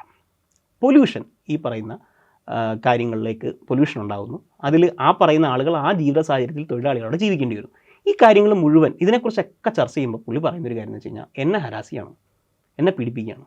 നാട്ടിൽ നിലനിൽക്കുന്ന നിയമം അനുസരിച്ച് ഒരു സ്ഥാപനം പ്രവർത്തിക്കണമെന്ന് നാട്ടിൽ നിയമം മൂലം സ്ഥാപിതമായ സംസ്ഥാന സർക്കാരിൻ്റെ പല വകുപ്പുകൾ ആവശ്യപ്പെടുമ്പോൾ എന്നെ പീഡിപ്പിക്കുകയാണ്, ഞാൻ പോവുകയാണ് എന്ന് പറഞ്ഞ് പിണങ്ങി പോവുക എന്ന് നരേറ്റീവ് ഉണ്ടാക്കുന്നു. സത്യത്തിൽ ഇത് മുഴുവൻ ഇതിൻ്റെ നിയമപശ്ചാത്തലം മുഴുവൻ എടുത്താൽ ഒരു വശത്ത് ഈ അധികാര വികേന്ദ്രീകരണവുമായി ബന്ധപ്പെട്ട് ജനത്തിലേക്ക് കൂടുതൽ അധികാരം കൊടുക്കാൻ വേണ്ടി ഉണ്ടാക്കിയിരിക്കുന്ന നിയമ സംവിധാനത്തെ ദുരുപയോഗം ചെയ്തുകൊണ്ട് അത് രാഷ്ട്രീയ ലാഭത്തിനായ അധികാരങ്ങൾ മുഴുവൻ ഉപയോഗിക്കുകയും തൻ്റെ കമ്പനികൾക്ക് ഇതും ഈ പറയുന്ന ഗുണങ്ങൾ മുഴുവൻ ഉണ്ടാവുകയും ചെയ്യുന്നു. മറുവശത്ത് തൊഴിലാളികളെ ഉപദ്രവിക്കുന്നു. അത് ചോദ്യം ചെയ്താൽ അത് പീഡിപ്പിക്കില്ല. ഞാൻ ഒരു ഉദാഹരണം കൂടി പറയാം. ഇപ്പോൾ ഐക്യനാട് പഞ്ചായത്തുമായി ബന്ധപ്പെട്ട് സംസ്ഥാന സർക്കാരിൻ്റെ നമ്മുടെ ഈ പറഞ്ഞ പ്ലാനിംഗ് റിപ്പോർട്ട് നോക്കിക്കഴിഞ്ഞാൽ അതിൽ മനസ്സിലാവുന്ന ഒരു കാര്യം എന്ന് വെച്ച് കഴിഞ്ഞാൽ പല സ്ഥലത്തും ഈ മൈനിങ്ങിൻ്റെ പെർമിറ്റ് കൊടുക്കും. ഈ പെർമിറ്റ് കൊടുത്ത പലയിടത്തും ജിയോളജി വകുപ്പിൻ്റെ ഫയൽ കാണാനില്ല. സർക്കാരിൻ്റെ രേഖയാണ്, സർക്കാരിൻ്റെ ഔദ്യോഗിക ജിയോളജി വകുപ്പിൻ്റെ ഫയൽ കാണാനില്ല. ചോദിച്ചു, കാണാനില്ല. ഇതാണ് ഒരു കാര്യം. 2, കൂടുതലായിട്ട് എടുക്കുന്നു, കൂടുതലായിട്ട് മൈൻ ചെയ്യുന്നു. അത് ഞങ്ങൾക്കറിയില്ല, കണക്ക് എങ്ങനെയോ കൂടിപ്പോയതാണ്, ഞങ്ങൾക്കറിയില്ല. ഇത് വളരെ പ്രകടമായി ഇത് അഴിമതിയിലേക്കല്ലാതെ മറ്റെന്തിലേക്കാണ് വിലച്ചുകൊണ്ട് നമ്മുടെ മുമ്പിൽ ഇവർ കാശ് വാങ്ങിച്ചൊന്നും പറയാൻ തെളിവൊന്നുമില്ല, തർക്കമൊന്നുമില്ല, നമുക്കറിയില്ല. പക്ഷേ സംസ്ഥാന സർക്കാരിൻ്റെ ഓഡിറ്റ് റിപ്പോർട്ടിൽ ഒരു പഞ്ചായത്തിൽ വ്യക്തമായ ക്രമക്കേട് നടക്കുന്നുണ്ടെന്ന് പറഞ്ഞിട്ട് ആ കണക്ക് നമ്മൾ പുറത്ത് പറയുമ്പോൾ അത് റിപ്പോർട്ട് ചെയ്യപ്പെടുന്നില്ല. അതിന് വേണ്ട വിസിബിലിറ്റി കിട്ടുന്നില്ല. അത് പറഞ്ഞ ആളുകൾ വിശ്വസിക്കുന്നില്ല. ഇനി അത് പറഞ്ഞാൽ തന്നെ നമ്മളാണ് ഈ പറയുന്ന സർക്കാർ എന്തോ റിപ്പോർട്ട് ഉണ്ടാക്കി, സർക്കാരിൻ്റെ ഔദ്യോഗികമായ റിപ്പോർട്ട് നടക്കുന്ന ഏതൊരു പൊളിറ്റിക്കൽ പാർട്ടി ഉണ്ടാക്കുന്നതല്ല. അതിനൊരു ഏജൻസിയുണ്ട്, ആ സിസ്റ്റമാണ് അത് ചെയ്യുന്നത്. ആ സിസ്റ്റം അനുസരിച്ചുള്ള റിപ്പോർട്ടുകൾ മുഴുവൻ നമ്മുടെ ഈ പറഞ്ഞ ഈ പൊതു കാഴ്ചയിലേക്കോ പൊതു ചർച്ചയിലേക്കോ എത്തുന്നില്ല എന്നുള്ളതുകൂടി നമ്മുടെ ഒരു ക്രൈസിസ് ആണെന്ന് തോന്നുന്നു. അല്ല, എനിക്ക് തോന്നുന്നു അത് ഈ പറയുന്ന ഞാൻ ആദ്യം പറഞ്ഞതുപോലെ നമ്മുടെ മുഖ്യധാര മാധ്യമങ്ങൾ ഒരു തരത്തിലും ഇത് പുറത്തെത്തിക്കാൻ വേണ്ടിയുള്ളൊരു പരിശ്രമം നടത്തുന്നില്ല എന്നുള്ളത്. ഒന്ന്, ഇപ്പോൾ ഈ തൊഴിലാളി ചൂഷണങ്ങളുമായി ബന്ധപ്പെട്ട കാര്യം പറഞ്ഞല്ലോ, ഭയങ്കര വ്യാപകമായ തൊഴിലാളി ചൂഷണങ്ങൾ. അപ്പം മുഖ്യധാര മാധ്യമങ്ങളല്ലാത്ത ഏതെങ്കിലും മാധ്യമങ്ങൾക്ക് ഇത് പോയി ഇതിനകത്ത് കടന്ന് റിപ്പോർട്ട് ചെയ്യാൻ കഴിയാത്തൊരു സ്ഥിതിയാണ്. ഗുണ്ടകളെ വെച്ച് നേരിടുകയാണ്. ഈ പറയുന്ന കിറ്റക്സ് സ്ഥാപനത്തിനകത്ത് നിന്ന് തൊഴിലാളികൾ പുറത്തു വരുന്ന അല്ലെങ്കിൽ അതിനകത്തു നിന്ന് തൊഴിലാളികൾ പുറത്തേക്ക് വരുന്ന ആളുകൾ പോലും അവർ പോലും സത്യത്തിൽ എന്താ പറയുക ഒരു നിരീക്ഷണത്തിലാണ്, ഒരു സർവൈലൻസിലാണ് അവിടെ നിന്ന് അകത്തുനിന്ന് ആളുകൾ പുറത്തേക്ക് വരുന്നത് പോലും. ഇപ്പോൾ ചില വീഡിയോസിലൊക്കെ നമ്മൾ കാണേണ്ട ഇത് റിപ്പോർട്ട് ചെയ്യാൻ വേണ്ടി പോകുന്ന മാധ്യമങ്ങളെ ഗുണ്ടകളെ ഉപയോഗിച്ച് നേരിടുകയാണ്. പക്ഷേ കേരളത്തിലെ മുഖ്യധാര മാധ്യമങ്ങൾക്ക് ഇതിനെക്കുറിച്ച് റിപ്പോർട്ട് ചെയ്യാനുള്ള അല്ലെങ്കിൽ ഇതിൻ്റെ ഇത്തരം വസ്തുതകൾ ഇപ്പോൾ ഈ ഐക്യനാട് പഞ്ചായത്തുമായി ബന്ധപ്പെട്ട് അത്തരത്തിലുള്ള വസ്തുതകൾ പുറത്തു കൊണ്ടുവരാനുള്ള ഒരു സാധ്യത ഉണ്ടായിരിക്കെ അത് ഒരു തരത്തിലും പുറത്തു കൊണ്ടുവരാനുള്ള ഒരു ശ്രമം കേരളത്തിലെ മുഖ്യധാര മാധ്യമങ്ങൾ ഒരു നിലയിലും നടത്തുന്നില്ല. ഈ കിഴക്കമ്പലം എന്ന് പറയുന്നത് ഒരു സിംഗപ്പൂർ മോഡലായി വികസിച്ചുകൊണ്ടിരിക്കുകയാണ് എന്ന രീതിയിലുള്ള ചില റിപ്പോർട്ടുകളൊക്കെ മുഖ്യധാര മാധ്യമങ്ങളിൽ നിന്ന് പുറത്തു വരുന്നുണ്ട്. പക്ഷേ ഞാൻ പറയുന്നത് ഈ കിറ്റ് കൊടുത്തുകൊണ്ട് ഇവർ മനുഷ്യരെ അടിമകളാക്കുന്ന ഒരു സംവിധാനമാണ് ഇവിടെ നടന്നുകൊണ്ടിരിക്കുന്നത് എന്ന കാര്യം ഇപ്പോഴും ഒരു വലിയൊരളവിൽ വ്യാപകമായി ചർച്ചകൾ നടക്കുന്നുണ്ടാവാം ഒരു പക്ഷേ അത് ചർച്ച ചെയ്യാൻ കേരളത്തിലെ മുഖ്യധാര മാധ്യമങ്ങൾ തയ്യാറാകുന്നില്ല എന്നൊരു പ്രശ്നം കൂടി എനിക്ക് തോന്നുന്നുണ്ട്. ഇപ്പം അൻസിഫ് കിറ്റിനെ കുറിച്ച് പറഞ്ഞപ്പോൾ കിറ്റ് എന്നത് ഒരു വലിയ അവസ്ഥയിൽ കേരളത്തിൻ്റെ ഗവൺമെൻറ് തന്നെ അങ്ങനെ ഒരു സംവിധാനം ഏർപ്പെടുത്തുന്ന സ്ഥിതി ഉണ്ടായിരുന്നൊരു നാടാണ്. കേരളത്തിൽ അങ്ങനെ ഒരു ക്രൈസിസ് വന്നാൽ കേരളത്തിലെ ഗവൺമെൻറ് ഉണർന്ന് പ്രവർത്തിക്കുന്ന നമുക്കറിയാം. ഇപ്പോൾ അതിദാരിദ്ര്യ നിർമ്മാർജ്ജനത്തെ പോലെ പദ്ധതികളുണ്ടാകുന്നു. ഇപ്പം എം പി രാജേഷ് പറഞ്ഞത് രേഖയില്ലാത്തവരെ കൂടി പരിഗണിക്കുന്ന, മറുവശത്ത് SIR രേഖ ചോദിക്കുമ്പോൾ രേഖയില്ലാത്തവരെ കൂടി പരിഗണിക്കുന്ന ഒന്നിനെക്കുറിച്ചാണ് നമ്മൾ ചർച്ച ചെയ്തുകൊണ്ടിരിക്കുന്നത്. നമ്മൾ അതിൻ്റെ ഒരു വ്യത്യാസം. പക്ഷെ അങ്ങനെ നിൽക്കുമ്പോൾ എങ്ങനെയാണ് ഇവരുടെ ഈ പറയുന്ന ഒരു പ്രൈവറ്റ് കമ്പനിയുടെ ഒരു കമ്പനി ഭരണത്തിന് വേണ്ടിയുള്ള ഒരു കിറ്റിനെ നമ്മൾ എങ്ങനെയാണ് അത് വ്യത്യസ്തമായി അവതരിപ്പിക്കേണ്ടത്? കാരണം മറുവശത്ത് ഇതൊരു സ്വർഗ്ഗമാണ്, ഇതൊരു പറുദീസയാണ് എന്ന് പറഞ്ഞ് അവതരിപ്പിക്കുന്നു. ഇവിടെ സർക്കാരിൻ്റെ എല്ലാ സംവിധാനങ്ങളും നിലനിൽക്കെ തന്നെ ഇവരൊരു കിറ്റ് കൊടുത്തു എന്നതുകൊണ്ട് ഇവരെങ്ങനെയാണ് ഈ സ്വർഗ്ഗം ഇവിടെ നിർമ്മിച്ചത്? അല്ല, എനിക്ക് തോന്നുന്നത് കിറ്റ് കൊടുക്കുന്നു എന്നുള്ളത് മാത്രമല്ല, അല്ലെങ്കിൽ ഈ പറയുന്ന ഇപ്പം ഞാൻ നേരത്തെ പറഞ്ഞ തൊഴിലാളി ചൂഷണങ്ങളെ മാധ്യമങ്ങൾ റിപ്പോർട്ട് ചെയ്യുന്നില്ല എന്നുള്ളത് മാത്രമല്ല. അപ്പം ഞാൻ സൂചിപ്പിച്ചല്ലോ, ഈ ചില മാധ്യമങ്ങളിലൊക്കെ നമ്മൾ നോക്കുമ്പോൾ ഇതൊരു പറുദീസയാണ്. ഈ കിഴക്കമ്പലം എന്ന് പറയുന്നത് സിംഗപ്പൂർ മോഡൽ ആയിക്കഴിഞ്ഞു എന്ന് പറയുന്ന മാധ്യമങ്ങളുണ്ട്. പക്ഷേ ഞാൻ പറഞ്ഞ പോലെ അതിൻ്റെ കിഴക്കമ്പലത്തിൻ്റെ ഉൾപ്രദേശങ്ങളിലേക്ക് പോയി നോക്കിയാൽ, അല്ലെങ്കിൽ അവിടുത്തെ മനുഷ്യർ നേരിട്ട ചൂഷണങ്ങൾ എടുത്തു നോക്കിയാൽ, ഈ അവിടുത്തെ അംഗൻവാടികളുടെ അല്ലെങ്കിൽ അവിടുത്തെ ഒരു അടിസ്ഥാന വികസനത്തിൻ്റെ ഒരു സ്വഭാവത്തെ എടുത്ത് നോക്കിക്കഴിഞ്ഞാൽ വളരെ പരിതാപകരമാണ്. പക്ഷേ ഈ പറയുന്നത് പോലെ ഒരു പറുദീസയായി ഇതിനെ അവതരിപ്പിക്കുകയാണ്. ഇതിന് പിന്നിൽ എനിക്ക് തോന്നുന്നു മറ്റൊരു താല്പര്യം കൂടിയുണ്ട്. അതായത് കേരളം വിട്ടുപോകും എന്നുള്ളതാണ് സത്യത്തിൽ ഈ സാബു ജേക്കബിൻ്റെ ഒരു വലിയ മുദ്രാവാക്യം എന്നുള്ളത്. എന്തെങ്കിലും ഒരു പ്രശ്നം ഉണ്ടായാൽ ഉടനെ ഇത് കേരളം വിട്ടുപോകും. വരവേൽപ്പ് തൊട്ട് തുടങ്ങുന്ന ഒരു അതെ ആ ഒരു സംഗതിയുണ്ട്. ശരിക്കും എനിക്ക് തോന്നുന്നു 2007 മറ്റോ 240 കോടി രൂപയുടെ മലിനീകരണ നിയന്ത്രണ സംവിധാനങ്ങൾ ഉണ്ടാക്കണം എന്ന് തമിഴ്നാട്ടിൽ അത് ഉണ്ടാക്കണം എന്നൊരു സ്ഥിതി വന്നപ്പോഴാണ് ഈ കിറ്റെക്സിൻ്റെ ബ്ലീച്ചിങ് ഡൈയിങ് യൂണിറ്റ് സത്യത്തിൽ കേരളത്തിലേക്ക് വരുന്നത്. അപ്പോൾ അവിടെ മുതൽ ഇതിനകത്ത് അതിനുശേഷം അവർ ആ പ്രദേശത്തുണ്ടാക്കിയിട്ടുള്ള മലിനീകരണം, പാരിസ്ഥിതിക വിഷയങ്ങൾ, അത് നമ്മൾ വളരെ ആഴത്തിൽ ചർച്ച ചെയ്യേണ്ട, വളരെ സമയമെടുത്ത് സംസാരിക്കാൻ കഴിയുന്ന വിഷയമാണ്. പക്ഷേ ഇതൊന്നും പുറത്തു വന്നില്ല, അല്ലെങ്കിൽ മുഖ്യധാര മാധ്യമങ്ങൾ ഇത് പുറത്തു കൊണ്ടുവന്നില്ല എന്ന് മാത്രമല്ല, ഇതിനെ വലിയൊരു പറുദീസയായി ഒരു വശത്ത് അവതരിപ്പിക്കുകയും ചെയ്തു. അതിന് പിന്നിൽ എനിക്ക് തോന്നുന്നൊരു കാര്യം, ഈ പറയുന്ന കേരളം വിട്ടുപോകും എന്ന സാബുവിൻ്റെ ഭീഷണിയെ മുൻനിർത്തി കേരളം ഒരു വ്യവസായ സൗഹൃദ സംസ്ഥാനമല്ല, അല്ലെങ്കിൽ ഈ ഇടതുപക്ഷം ഭരിക്കുമ്പോൾ ഒരു വ്യവസായത്തിന് കേരളം വിട്ടു പോകേണ്ടി വരുന്നു എന്ന് പറയുന്നൊരു, നമ്മൾ പറഞ്ഞ പോലെ വരവേൽപ്പ് സിനിമയിലൊക്കെ കണ്ടതുപോലെ ഇടതുപക്ഷം, നമ്മൾ ഇപ്പോഴും ഒരു ഫാക്റ്റും ഇല്ലാതെ ഒരു വസ്തുതയില്ലാതെ ഇടതുപക്ഷം കമ്പ്യൂട്ടറിനെതിരെ സമരം ചെയ്തു എന്ന് പറയുന്ന ആളുകളാണ്. എന്തായിരുന്നു ആ സമരത്തിൻ്റെ ആ പൊളിറ്റിക്കൽ മൂവ്മെൻറ്റ് എന്നതിനെക്കുറിച്ച് ഒരു ഫാക്റ്റും ഇല്ല, ഒരു ഡാറ്റയും ഇല്ല. ഇപ്പോഴും പറയുന്നത് ഇടതുപക്ഷം CPIM കമ്പ്യൂട്ടറിനെതിരെ സമരം ചെയ്തതാണ് എന്ന് പറയുന്നത് പോലെ, നമ്മളിപ്പോൾ ഈ ഈസ് ഓഫ് ഡൂയിങ് ബിസിനസ്സിലൊക്കെ നമ്മൾ ഏറ്റവും തുടർച്ചയായിട്ട് നമ്മൾ മുന്നിൽ നിൽക്കുകയാണ്. പക്ഷേ അതേ സമയത്ത് പല വലിയ വ്യവസായികളും ഈ പറയുന്ന കേരളത്തിൽ വളരെ വ്യവസായ സൗഹൃദമാണ് എന്ന് പറയുകയാണ്.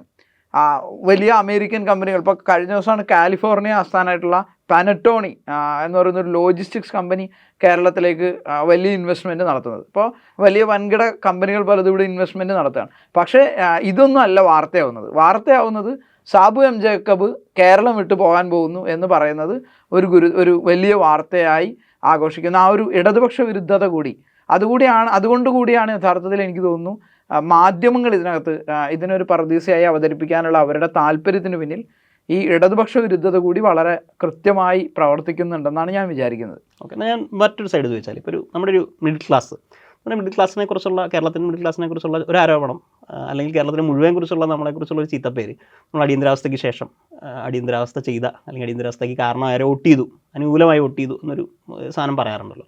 എന്നതുപോലെ തന്നെ നമ്മുടെ മിഡിൽ ക്ലാസ് പലപ്പോഴും ഒരു പൊളിറ്റിക്കൽ അല്ലാത്തൊരു തീരുമാനവും ചിലപ്പോൾ എടുക്കാറുണ്ട് എന്നൊരു പ്രശ്നമുണ്ട്. ഇപ്പം ഈ പറയുന്ന നമ്മൾ കിറ്റിൽ നിന്ന് മാറ്റി നിർത്തിയാൽ, സുരക്ഷാ മാർക്കറ്റിൽ നിന്ന് മാറ്റി നിർത്തിയാൽ, ഈ ഭക്ഷ്യസുരക്ഷാ മാർക്കറ്റുമായി ബന്ധപ്പെട്ട് ഇവർ നടത്തിയ വ്യാജ പ്രചരണം, യഥാർത്ഥത്തിൽ ആനുകൂല്യം ഇല്ലെങ്കിലും ആനുകൂല്യത്തിനെ പെരുപ്പിച്ച് നടത്തിയ പ്രചരണത്തിന് അനുകൂലമായിട്ട് അങ്ങനെ ഒരു നെറേറ്റീവ് നിർമ്മിക്കാനുള്ള ഉത്തരവാദിത്വം നമുക്ക് എല്ലാവർക്കും ഉണ്ട്. ഇപ്പം ഒരു വശത്ത് നമുക്ക് മംദാനി അഫോർഡബിലിറ്റിയെക്കുറിച്ച്, അല്ലെങ്കിൽ നമ്മുടെ ഈ പറയുന്ന കോസ്റ്റ് ഓഫ് ലിവിങ് കൂടുന്നതുമായി ബന്ധപ്പെട്ട് ഉണ്ടാക്കിയ ഒരു ഉത്തരവാദിത്വം നമുക്ക് എല്ലാവർക്കും ഉണ്ടെന്ന് ഞാൻ കരുതുന്നത്. ഒരുപക്ഷെ നമുക്ക് CPM അടക്കമുള്ള രാഷ്ട്രീയ പാർട്ടികൾക്ക് എല്ലാവർക്കും ആ ഉത്തരവാദിത്തങ്ങൾ ഉണ്ടെന്ന് കരുതുന്നത്. അതിനോടൊപ്പം എനിക്ക് ചേർത്ത് പറയേണ്ട സാധനം, ഈ രാഷ്ട്രീയ പ്രവർത്തകരെ ഇവർ ജോലിക്കാരാക്കി, കമ്പനിയുടെ ജോലിക്കാരാക്കി. രാഷ്ട്രീയ പ്രവർത്തനത്തിന് ഉള്ള ഒരു അന്തസ് എന്താണ്, അതിനുള്ള ഒരു വില എന്താണ്? അത് അടിസ്ഥാനമായി ജനപ്രതിനിധിയാണല്ലോ. ജനങ്ങളെ ഞാൻ റെപ്രസെൻറ്റ് ചെയ്യുന്നതിൽ നിന്ന് ഞാൻ കമ്പനിയുടെ പണിക്കാരനാണ്, കമ്പനി എന്നോട് പോളിസി തീരുമാനിക്കാൻ ശ്രമിക്കുന്നു, ഞാൻ ആ കമ്പനിയുടെ പണി ചെയ്യുന്നു എന്ന തരത്തിലേക്ക് മാറ്റുന്നു. പക്ഷെ അവിടെയും ഒരു ക്രൈസിസ് ആയിട്ട് എനിക്ക് തോന്നിയിട്ടുള്ള കാര്യം, ഇപ്പം നമ്മൾ ഈ ജെൻസിയുമായി ബന്ധപ്പെട്ടൊക്കെ വലിയ ലേഖനങ്ങളും വലിയ രീതിയിൽ ചർച്ച ചെയ്തിട്ടുള്ള ആളാണ്. അപ്പോൾ ഈ ജെൻസിയുമായി ബന്ധപ്പെട്ടൊക്കെ ഉണ്ടായിട്ടുള്ള ഒരു അംബീഷൻസിന് ആസ്പിറേഷൻസിന് ഒരു ഇഷ്യൂ കൂടി ഉണ്ടെന്ന് എനിക്ക് തോന്നുന്നു. ഞാൻ ഈ കുറച്ച് ക്രിട്ടിക്കലായി പറയാം. എന്താ സംഭവം എന്ന് വെച്ചാൽ, അടുത്തൊരു പൊതുപ്രവർത്തകൻ പറഞ്ഞൊരു കാര്യം, ഒരു പഞ്ചായത്തിൽ ചെന്നിട്ടൊരു വാർഡിൽ ഒരു 22 വയസ്സുള്ള യുവതിയോട് മത്സരിക്കുമോ എന്ന് ചോദിച്ചു. അപ്പോൾ അവർ തിരിച്ച് ചോദിച്ചു, എത്ര കിട്ടും ചേട്ടാ എന്ന് ചോദിച്ചു. അപ്പോൾ ഒരു 8 രൂപ 8,500 ഇത് കിട്ടും. അത് കഴിഞ്ഞിട്ട് പിന്നെ സ്റ്റാൻഡിംഗ് കമ്മിറ്റിയെ കൂടി നമുക്കൊരു 15 രൂപ ജീവിച്ചു പോകാനുള്ള കിട്ടുമായിരിക്കും. അപ്പോൾ അവർ പറഞ്ഞു, 25 ഇല്ലാതെ എങ്ങനെ ചേട്ടാ ജീവിക്കുക എന്ന് പറഞ്ഞു.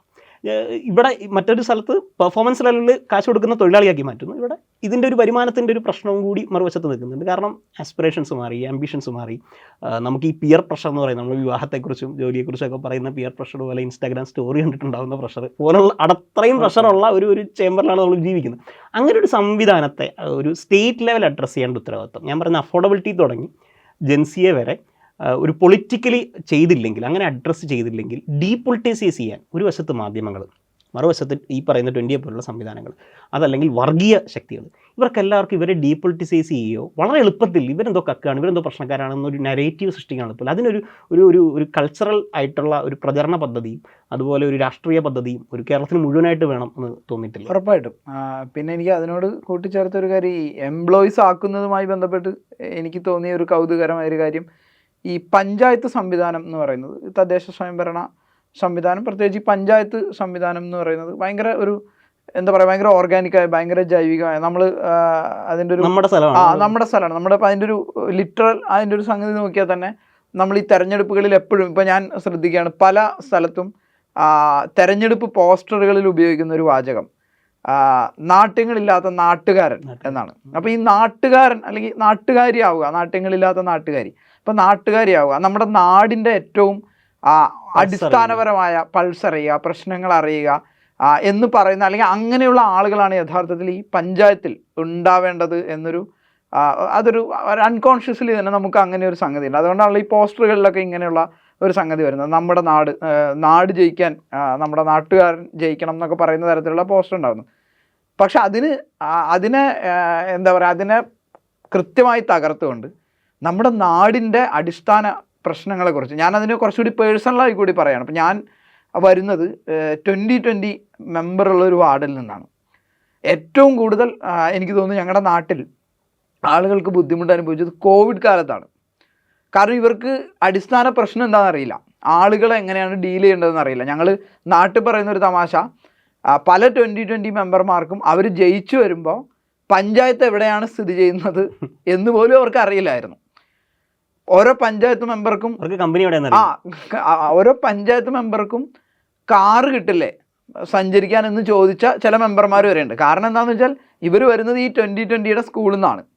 അപ്പോൾ ഈ പറയുന്ന പിന്നെ അതുപോലെ ചില കാര്യങ്ങൾക്ക് ആളുകൾ സമീപിക്കുമ്പോൾ, അപ്പോൾ കഴിഞ്ഞ ദിവസം നമ്മുടെ നാട്ടിലെ ഒരു കോൺഗ്രസ് പ്രവർത്തകനാണ് മൂപ്പര് പറഞ്ഞൊരു കാര്യം, ഒരു കാര്യത്തിന് സമീപിച്ചപ്പോൾ, വാർഡ് മെമ്പറെ സമീപിച്ചപ്പോൾ, അത് സാറിനോട് ചോദിച്ചിട്ട് പറയാം, ഈ സാബു സാറിനെയാണ് ഉദ്ദേശിക്കുന്നത്, അപ്പോൾ സാറിനോട് ചോദിച്ചിട്ട് പറയാം എന്ന് പറയുന്ന ഒരു നിലയിലേക്ക്, ഇപ്പോൾ ഈ പറയുന്നൊരു ജനങ്ങളും ജനപ്രതിനിധികളും തമ്മിലുള്ള ആ ഒരു ജൈവികമായ ബന്ധത്തെ ഈ അട്ടിമറിക്കുകയും ഈ പറഞ്ഞതുപോലെ എന്താ പറയുക ഒരു കോർപ്പറേറ്റ് മുതലാളിയും അയാളുടെ അടിമകളും എന്ന രീതിയിലേക്കുള്ള അതിനെ അങ്ങനെ സ്ഥാപിക്കാനായിട്ട് ഈ 2020 കഴിഞ്ഞിട്ടുണ്ട്.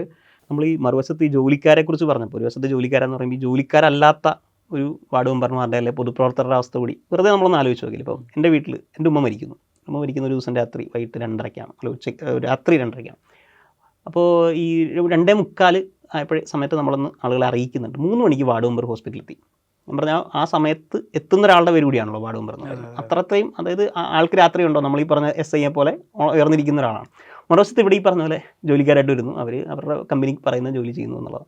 അപ്പം ഈ 8,000 രൂപ മാത്രം ശമ്പളം കിട്ടുന്ന, എങ്ങനെ മറ്റെന്ത് ചിലവ് കഴിഞ്ഞാലും ഒരു 10,000-14,000 രൂപ മാത്രം കൈ കിട്ടുന്ന പൊതുപ്രവർത്തകർ ഒരു വശത്ത്, പക്ഷെ അവർ ഈ പറയുന്ന നാട്ടുകാരുടെ ചീത്ത തൊട്ട് മാധ്യമങ്ങളുടെ അവിടെ ചീത്ത കേൾക്കുന്ന, ട്രോൾ ചെയ്യപ്പെടുന്ന, ഇത്രയും മോശമായി ഡെമനൈസ് ചെയ്യപ്പെടുന്ന ഒരു വിഭാഗമായി ഒരു വശത്ത് നിൽക്കുന്നു. മറുവശത്ത് ശമ്പളം കൃത്യമായി കിട്ടുന്ന ഒരു വിഭാഗം, കൃത്യമായ സമയത്ത് കാര്യങ്ങൾ ചെയ്യാൻ എത്താത്ത ഒരു വിഭാഗം കുറെ കൂടി പൊഴുത്തപ്പെടും. അങ്ങനെ ഒരു നെഗറ്റീവ് സാധനം ശ്രദ്ധിച്ചിട്ടില്ലേ? ഉറപ്പായിട്ടും. അപ്പോൾ ഞാൻ ആദ്യം സൂചിപ്പിച്ചതുപോലെ അതിൻ്റെ ഏറ്റവും ഗുരുതരമായ പ്രശ്നങ്ങളൊക്കെ നമ്മുടെ നാട്ടിലുള്ള ആളുകൾ, ഇപ്പോൾ ഞാൻ ആദ്യം പറഞ്ഞല്ലോ നമ്മൾ ഇതിൻ്റെ ഒരു ഈ പറയുന്ന 2020 ഭരണത്തിൻ്റെ ഒരു ഇര കൂടിയാണ്. ഞങ്ങളുടെ പഞ്ചായത്ത് ഭരിക്കുന്നില്ലെങ്കിൽ കൂടി വാർഡൊക്കെ 2020 ആണ്. അപ്പോൾ ഇതിൻ്റെ ഒരു ഏറ്റവും ഗുരുതരമായ പ്രതിസന്ധികൾ നമ്മൾ അനുഭവിച്ചത് ഈ പറയുന്ന കോവിഡൊക്കെ പോലെയുള്ള സമയങ്ങളിലാണ്. ഇപ്പോൾ നമ്മൾ ഈ പറഞ്ഞ ഇബ്രാഹിം പറഞ്ഞതുപോലെ ഈ പഞ്ചായത്ത് മെമ്പർമാരുടെ അവരുടെ ഒരു ഇടപെടൽ ശേഷിയൊക്കെ നമ്മൾ ഏറ്റവും കൂടുതൽ മനസ്സിലാക്കുന്നത് ഈ വലിയ പ്രതിസന്ധി ഘട്ടങ്ങളിലാണല്ലോ. കഴിഞ്ഞ പ്രളയകാലത്ത് നാട്ടിലെ DYFI പ്രവർത്തനത്തിലൊക്കെ സജീവമായിരുന്ന ഒരാളാണ് ഞാൻ. അപ്പോൾ നമുക്ക് വളരെ കൃത്യമായി മനസ്സിലാക്കാൻ പറ്റും എന്താണ് ഒരു പഞ്ചായത്ത് മെമ്പർ എങ്ങനെയാണ് ഇത്തരം വിഷയങ്ങളിൽ, ഇപ്പോൾ ഉമ്മയുടെ മരണവുമായി ബന്ധപ്പെട്ട കാര്യം പറഞ്ഞല്ലോ, മരണ വീടുകളിൽ അല്ലെങ്കിൽ ഇത്തരം പ്രതിസന്ധികളിൽ ചിലപ്പോൾ ചെറിയ പ്രശ്നമായിരിക്കും, ഒരു അതിർത്തി തർക്കമായിരിക്കും. പക്ഷെ ആ അതിർത്തി തർക്കം പരിഹരിക്കണമെങ്കിൽ അവിടെ ഒരു പഞ്ചായത്ത് മെമ്പർ വരണം. പഞ്ചായത്ത് മെമ്പർ വന്നാലേ പരിഹരിക്കാൻ കഴിയുള്ളൂ. ആ പഞ്ചായത്ത് മെമ്പർ അവിടെ വരികയും ചെയ്യും. അതാണ് ഒരു നാടും ഈ പറയുന്ന ആ ഒരു ജൈവബന്ധം എന്ന് പറയുന്ന അതാണ്. പക്ഷേ ഇവർക്കത് പറ്റില്ല. കാരണം എന്താണെന്ന് വെച്ചാൽ ഇവരെ സമീപിക്കുന്ന, ഇപ്പോൾ കോൺഗ്രസിൻ്റെ പ്രവർത്തകൻ നാട്ടിലുള്ള ആൾ പറഞ്ഞതുപോലെ 2020 ഒരു മെമ്പറെ ഒരാൾ സമീപിക്കുകയാണെങ്കിൽ ആദ്യം അവർക്കത് സാറിനോട് ചോദിക്കണം ഈ ഡിസിഷൻസ് എടുക്കണമെങ്കിൽ. ഒന്ന് അപ്രൂവൽ കിട്ടണം. ഈ അപ്രൂവൽ എടുക്കാനുള്ള സമയം ഒരു പ്രശ്നമുണ്ട്. ഈ അപ്രൂവൽ കിട്ടാത്തത് കൊണ്ട് പല കാര്യങ്ങളും നടക്കാത്തതിൻ്റെ പേരിൽ 2020 വിട്ടുപോയ ആളുകളെ നമുക്കറിയാം. ഇപ്പോൾ പുതിയ സ്ഥലങ്ങളിലേക്ക് ഇവർ വ്യാപിപ്പിക്കുകയാണല്ലോ. അപ്പോൾ ഈ വ്യാപിപ്പിക്കുമ്പോൾ അവിടെയുള്ള ആളുകൾ മനസ്സിലാക്കേണ്ട ഒരു കാര്യം, 2020 ഉണ്ടായിരുന്ന സ്ഥലങ്ങളിൽ നിന്ന് പലരും വിട്ടുപോയതിൻ്റെ ഒരു കാരണം ഇതൊക്കെയാണ്. ഒരു സഹായം ആവശ്യപ്പെട്ട് ചെന്നാൽ ഇപ്പോൾ ഒരു ബ്ലഡ് അല്ലെങ്കിൽ അത്ര എന്താവശ്യമാട്ടെ നമ്മൾ ഏറ്റവും അടിസ്ഥാനപരമായ അല്ലെങ്കിൽ സിമ്പിളായി നിർവഹിക്കാൻ കഴിയുന്ന കാര്യം മുതൽ വലിയ സങ്കീർണമായ കാര്യങ്ങൾ വരെ പരിഹരിക്കാനുള്ള നമ്മുടെ ഒരു ഉപാധിയായി നമ്മൾ കാണുന്ന ഒരു പഞ്ചായത്ത് മെമ്പറെയാണ്. ആ പഞ്ചായത്ത് മെമ്പറുടെ അടുത്ത് ചെല്ലുമ്പോൾ പഞ്ചായത്ത് മെമ്പർ പറയാണ് എനിക്ക് സാബു സാറിനോട് ചോദിച്ചിട്ട് ചെയ്യാൻ പറ്റുള്ളൂ എന്ന് പറഞ്ഞാലുള്ള ഒരു അവസ്ഥ എന്തായിരിക്കും? ഇപ്പോൾ CPM-ൻ്റെ ഒരു പഞ്ചായത്ത് മെമ്പറെ ഒരു പ്രശ്നത്തിന് ഒരാൾ സമീപിക്കുമ്പോൾ എനിക്ക് MV ഗോവിന്ദൻ മാഷിനെ സമീപിച്ചിട്ട് ഈ പ്രശ്നം കൺസൾട്ട് ചെയ്തിട്ട് ഈ നാട്ടിലെ പ്രശ്നം പരിഹരിക്കാൻ പറ്റുള്ളൂ എന്നല്ലല്ലോ അയാൾ പറയാം. ആ ഒരു ഓർഗാനിക് സാധനത്തെ ഇവർ അടിമുടി തകർത്ത് കളഞ്ഞു എന്നുള്ളതാണ് ഏറ്റവും പ്രധാനപ്പെട്ട ഒരു കാര്യം. പക്ഷെ അപ്പോഴും ഈ പറഞ്ഞ പോലെ അതുമാത്രമല്ല, ഈ നേരത്തെ പറഞ്ഞ ഒരു കോർപ്പറേറ്റ് മുതലാളിയുടെ ഒരു എംപ്ലോയീസായിട്ട് ഇതിനെ മാറ്റി തീർത്തു. അപ്പോൾ പിന്നെ ഈ പറഞ്ഞ നാട്ടിൻ്റെ അടിസ്ഥാന പ്രശ്നങ്ങൾ എന്താണെന്ന് അറിയുന്ന ആളുകളെ അല്ല ഇവർ ഈ തെരഞ്ഞെടുപ്പ് രംഗത്തേക്ക് കൊണ്ടുവരുന്നത്. ഈ ആസ്പിറേഷൻസിൻ്റെ കാര്യം എനിക്ക് തോന്നുന്നു അത് സൂചിപ്പിക്കേണ്ടത് ശരിക്കും അവിടെയാണ്. അതുകൂടി സൂചിപ്പിക്കണം എന്ന് തോന്നുന്നു. മറ്റൊരു സൈഡുണ്ട്. കാരണം ഇപ്പോൾ തോമസ് ഐസക്ക് നമ്മുടെ ലോക്സഭാ തെരഞ്ഞെടുപ്പുമായി ബന്ധപ്പെട്ട വിഷയങ്ങളെ പറ്റി പറയുമ്പോൾ ഈ മിഡിൽ ക്ലാസിൻ്റെ മാറിയൊരു ആസ്പിറേഷൻ നമ്മൾ വലിയ രീതിയിൽ അഡ്രസ്സ് ചെയ്യാത്തൊരു സാധനമാണെന്ന് തോന്നുന്നു എനിക്ക്. മിഡിൽ ക്ലാസിൻ്റെ മാറിയൊരു ആസ്പിറേഷൻസ് എങ്ങനെയാണ് നമ്മുടെ തെരഞ്ഞെടുപ്പ് ഫലത്തെ അല്ലെങ്കിൽ പ്രത്യേകിച്ച് ഇടതുപക്ഷത്തിൻ്റെയൊക്കെ ഒരു നേരിടുന്ന തെരഞ്ഞെടുപ്പ് ഫലങ്ങളെ ബാധിക്കുന്നത് എന്ന കാര്യം നമ്മൾ പലപ്പോഴും വിട്ടുപോകുന്നൊരു കാര്യമാണ്. ഇപ്പോൾ അതിദാരിദ്ര്യമുക്തമായി എന്ന് പറയുന്നത് പോലെ ഇടതുപക്ഷം കൊണ്ടുവന്ന ഈ നയങ്ങളുടെ ഭാഗമായി ഈ പറയുന്ന നമ്മൾ നല്ല സ്കൂൾ കൊണ്ടുവന്നു, നല്ല ഹെൽത്ത് കെയർ ഫെസിലിറ്റി കൊണ്ടുവന്നു. ഇതിലൂടെ ഒരു വിഭാഗം മിഡിൽ ക്ലാസ് ആയി ഉയർത്തപ്പെടുന്നുണ്ട്. അപ്പോൾ ഈ മിഡിൽ ക്ലാസ് ആയിക്കഴിഞ്ഞാൽ ഇവരുടെ ആസ്പിറേഷൻസ് മാറി. ഇവർക്ക് ഈ പറയുന്ന ഗവൺമെൻറ് സ്കൂളല്ല പിന്നെ ഇവരുടെ ആസ്പിറേഷൻ. ഒരു ഫിനാൻഷ്യൽ ആസ്പിറേഷൻസിൽ വലിയ മാറ്റം വന്നു. മിഡിൽ ക്ലാസിൻ്റെ മാറിയൊരു ഇപ്പോൾ റെസിഡൻസ് അസോസിയേഷനുകൾ ഭയങ്കര കൗതുകകരമായൊരു സാധനം ആലോചിക്കാവുന്നത്. റെസിഡൻസ് അസോസിയേഷനുകൾ നമ്മുടെ നാട്ടിൽ വ്യാപകമാവുന്നതിന് പിന്നിൽ നമ്മളൊന്ന് ആലോചിച്ച് നോക്കിക്കഴിഞ്ഞാൽ കൃത്യമായി ആ നിലയിൽ പഠിച്ചാൽ അതിനകത്ത് ഈ പറയുന്ന ആളുകളുടെ മാറുന്ന ഒരു ആസ്പിറേഷനെ കാണാം. കാരണം ഇപ്പോൾ CPIM പോലൊരു പാർട്ടിയിൽ പ്രവർത്തിച്ച് മുകളിലേക്ക് കയറുക എന്ന് പറയുന്നത് വളരെ എളുപ്പമുള്ള ഒരു പരിപാടിയല്ല. പക്ഷേ ഒരു റെസിഡൻസ് അസോസിയേഷൻ നിങ്ങൾ പ്രവർത്തിച്ചാൽ നിങ്ങൾക്ക് വളരെ എളുപ്പം ഈ പറഞ്ഞ പോലെ റെസിഡൻസ് അസോസിയേഷൻ്റെ സെക്രട്ടറിയോ പ്രസിഡൻറ്റോ ആവാം എന്ന് പറയുന്നത്, അല്ലെങ്കിൽ ആ ഒരു അക്കോമഡേഷൻ്റെ ആ ഒരു ആസ്പിറേഷൻ്റെ ഒരു കാര്യം കൂടി ഇതിനകത്ത് വരുന്നുണ്ട്. അപ്പോൾ എനിക്ക് തോന്നുന്നു ഇതിലൂടെ ഇവർ ആകർഷിക്കാൻ ശ്രമിച്ചത് അത്തരം ആളുകളെയാണ്. ഇത്തരത്തിൽ ഇപ്പോൾ ഒരു പഞ്ചായത്ത് മെമ്പറായാൽ ലഭിക്കുന്ന സത്യത്തിൽ അത് 2020 മെമ്പർമാരെ സംബന്ധിച്ചാണ് അത് പ്രിവിലേജ് എന്ന് പറയാവുന്നത്. അല്ലാത്ത നാട്ടിൽ ഈ ചെറിയ വേതനത്തിൽ നാട്ടിലെ മുഴുവൻ കാര്യങ്ങളിൽ ഇടപെടുന്ന ഒരു പഞ്ചായത്ത് മെമ്പറെ സംബന്ധിച്ചത് വലിയ പ്രിവിലേജ് ആണെന്ന് പറഞ്ഞോടാം. പക്ഷേ 2020 മെമ്പർമാരെ സംബന്ധിച്ച് അത് അവർ എംപ്ലോയീസ് ആണല്ലോ, അവർക്ക് ഈ പറയുന്ന വരുമാനം കിട്ടുകയാണല്ലോ, അവർക്ക് മറ്റ് സംവിധാനങ്ങൾ കിട്ടുകയാണല്ലോ. അപ്പോൾ അതുണ്ടാക്കുന്ന ഒരു പ്രിവിലേജിലൊക്കെ ആകർഷിക്കപ്പെട്ടുകൂടിയാണ് എനിക്ക് തോന്നുന്നു കുറേ ആളുകൾ ഈ പറയുന്ന അങ്ങനെ ആളുകളെ തെരഞ്ഞെടുപ്പിൽ മത്സരിക്കാൻ വേണ്ടി പർച്ചേസ് ചെയ്തതും. പക്ഷേ എനിക്ക് എപ്പോഴും തോന്നുന്നത് നമ്മളൊരു രാഷ്ട്രീയ പ്രവർത്തന അനുഭവം ഉണ്ടല്ലോ. അപ്പോൾ എനിക്ക് കോളേജിലും നാട്ടിലൊക്കെ പ്രവർത്തന അനുഭവമുണ്ട്. ഈ പ്രവർത്തന അനുഭവം കൊണ്ട് നമ്മൾ നോക്കുന്ന നോട്ടമായിരിക്കില്ല ഇവിടുത്തെ ഒരു ഭൂരിപക്ഷം വരുന്ന മധ്യവർഗം. നമ്മൾ കോളേജിലൊക്കെ ആണെങ്കിലും വളരെ സമാധാനപരമായ രീതിയിലൊന്നും ഇടപെടാതെ ജീവിക്കുന്ന ആളുകളുണ്ടാവും. നാട്ടിലാണെങ്കിലും ഇതിൻ്റെ ഒരു പ്രിവിലേജ് മാത്രം കിട്ടുന്ന മനുഷ്യരുണ്ട്. അവരാണ് വലിയ ശതമാനം പേരും. അപ്പോൾ അതിൽ എനിക്ക് പരിചയമുള്ളൊരു കുടുംബം, ഈ പറയുന്ന പശ്ചാത്തലത്തിൽ ഇതിൻ്റെ പരിസരത്തുള്ളൊരു കുടുംബം എന്ന് പറയുന്നത് അവർ രണ്ടുപേരും ജോലിക്ക് പോകുന്നവരാണ്. ഭാര്യയും ഭർത്താവും ജോലിക്ക് പോകുന്നവരാണ്. അവർക്കൊരു 50,000 രൂപ രണ്ടുപേരും ജോലിക്ക് പോയിട്ട് കിട്ടുന്നുണ്ട്. അതിൽ അവരുടെ ഈ പറഞ്ഞ പോലെ അടവുകൾ, മറ്റേ വീടിൻ്റെ ലോണൊക്കെ കഴിഞ്ഞിട്ട് ഒരു 20,000 രൂപയാണ് അവരുടെ കയ്യിൽ ബാക്കി വരുന്ന തുക. അപ്പോൾ ആ 20,000 രൂപയിൽ ഒരു പക്ഷേ ഈ സൂപ്പർ മാർക്കറ്റ് അവിടെ പ്രവർത്തിച്ചാൽ സൂപ്പർ മാർക്കറ്റിൻ്റെ ഒരു ഗുണം അവർക്ക് കിട്ടിയാൽ ചിലപ്പോൾ ഒരു 1,000-2,000 രൂപ അവർക്ക് കിട്ടും. അത് വേണമെങ്കിൽ ഒരു ചിട്ടി അടയ്ക്കാം, സാധനം വരും. അപ്പോൾ ഇതിൻ്റെ ഒരു ജനാധിപത്യ ധ്വംസനം എന്താണ്, ഇതിൻ്റെ പ്രത്യയശാസ്ത്ര പ്രശ്നം എന്താണ് എന്നൊന്നും അങ്ങോട്ടൊരു ചർച്ച ചെല്ലാനുള്ള സാധ്യതയില്ല. നമ്മുടെ കൺസേൺ നമ്മുടെ അനുഭവത്തിൽ നിന്ന് വരുന്ന കൺസേൺ ആണല്ലോ. നമുക്കറിയാം ആരാണ് പണിയെടുക്കുന്നത്, ആരാണ് ചീത്ത കേൾക്കുന്നത്, ആരെയാണ് കളിയാക്കിക്കൊണ്ടിരിക്കുന്നത് എന്നൊക്കെ നമുക്കറിയാം. പക്ഷേ ഇവിടെ പണിയെടുക്കാത്ത ആളുകൾക്ക് ഇത് കിട്ടുന്നത് ഈ കാര്യം കൊടുത്താൽ മാത്രം മതി എന്ന് പറയുന്നത്. അത് പ്രവർത്തിക്കുന്നില്ല എന്നുള്ളത് നമ്മുടെ ഇപ്പോഴത്തെ പ്രശ്നം. പക്ഷേ പ്രവർത്തിച്ചാലും ആ പ്രശ്നം അവിടെ നിൽക്കുകയാണല്ലോ. പ്രവർത്തിച്ചാലും ഈ മിഡിൽ ക്ലാസ്സിന് വേണമെങ്കിൽ അങ്ങനെ മൂവ് ചെയ്യാം എന്ന് കരുതുന്ന ഒരു സംവിധാനത്തോട് ഇതിനെ എങ്ങനെ പൊളിറ്റിസൈസ് ചെയ്യാൻ പറ്റും? ഒരു ക്ലാസ് എന്നതിൽ മിഡിൽ ക്ലാസ് കേരളത്തിലൊരു വലിയ ഭൂരിപക്ഷമായിട്ട് വലിയൊരു ശതമാനമായിട്ട് മാറിക്കൊണ്ടിരിക്കുന്ന സാഹചര്യത്തിൽ ഇതിനെ എങ്ങനെ, ഞാൻ നമ്മൾ നേരത്തെ ജെൻസിയെക്കുറിച്ച് പറഞ്ഞ പോലെ ഇതിനെ എങ്ങനെ നമ്മൾ പൊളിറ്റിസൈസ് ചെയ്യാം, ഇതിനെ എങ്ങനെ ഒരു ജനകീയമായ വിഷയങ്ങളുടെ കൂടി ഭാഗമാക്കാം എന്നുള്ളതാണ്. കാരണം കുറേ കൂടി വിട്ട് നിൽക്കുമ്പോൾ വളരെ എളുപ്പമാണ് ആരെങ്കിലും ഒരാളെ കുറ്റം പറയാൻ. നമുക്ക് ഒരു വില്ലനെ വേണം, ഒരു കുഴപ്പക്കാരനെ വേണം, എളുപ്പമാണ് വാർഡ് മെമ്പറെ ഒരാളെ കുറ്റക്കാരനാക്കി കളിയാക്കുക എന്നൊക്കെ പറയുന്നത് എളുപ്പമാണ്. നമ്മുടെ എല്ലാ മാധ്യമങ്ങളും അത് ചെയ്യുന്നുണ്ട്. അപ്പം എളുപ്പത്തിൽ അവരും അതിൻ്റെ അണിചേരുകയാണ്. അപ്പം മറ്റേ ആൾ ജോലിക്കാരനാണ്, അവർ വന്നില്ലെങ്കിലും കുഴപ്പമില്ല. അപ്പം ഇതിനെങ്ങനെ നമ്മൾ ഒരു പൊതുപ്രസ്ഥാനം എന്ന നിലയ്ക്ക് CPIM ആണെങ്കിലും ശരി, മറ്റ് കോൺഗ്രസിനെ പോലുള്ള മറ്റ് സംവിധാനങ്ങളാണെങ്കിൽ ഇതിനെ ഈ മിഡിൽ ക്ലാസ്സിനെ പൊളിറ്റിസൈസ് ചെയ്യുക എന്നത് ഈ പ്രവർത്തനങ്ങളുടെ ഒപ്പം തന്നെ അതും കൂടി നമ്മൾ ഒരു പദ്ധതിയായിട്ട് എടുക്കേണ്ടതല്ലേ?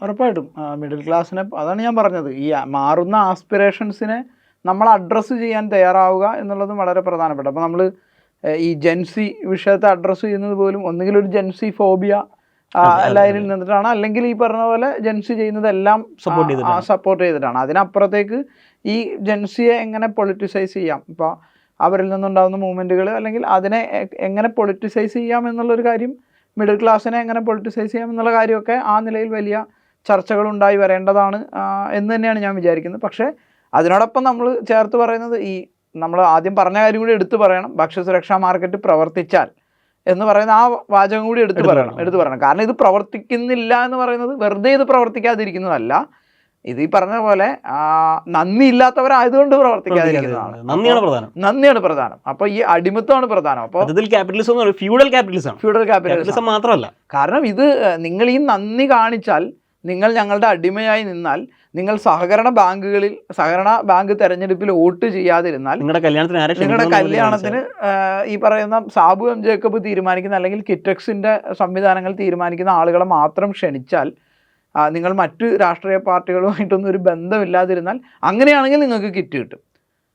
അല്ലെങ്കിൽ അങ്ങനെയാണെങ്കിൽ നിങ്ങൾക്ക് ഈ ഭക്ഷ്യസുരക്ഷ അത്രയൊന്നും കിറ്റ്, അല്ലെങ്കിൽ സർക്കാരിന്റെ കിറ്റിനും വിവേചനമൊന്നുമില്ല, കൊടുക്കുന്നില്ല. പക്ഷേ ഇത് കിട്ടണമെങ്കിൽ നിങ്ങൾ ഇങ്ങനെ ആയിരിക്കണം. ഇത് കിട്ടണമെങ്കിൽ നിങ്ങൾ ചില ക്വാളിഫിക്കേഷൻസ് ഉണ്ട്, ചില ക്രൈറ്റീരിയാസ് ഇത് ചെയ്യണം എന്ന് പറയുന്നത് എനിക്ക് തോന്നുന്നു